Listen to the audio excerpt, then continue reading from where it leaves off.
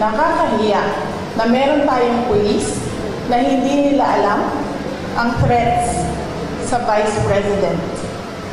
Nakakahiya yan, ma'am. Huwag sila magsasalita ng ganyan kasi nagpapakita yan ng incompetence ng Philippine National Police.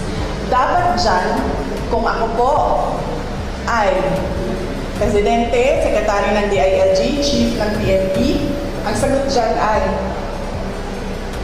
let us sit down and investigate the alleged threats so that we will know if these are true or not. Yan ang tanong. Ayan ang sagot dapat ng tamang tao. Pagiging tao na tama mag-isip, yan ang sinasagot dapat. Hindi yung sinasabing wala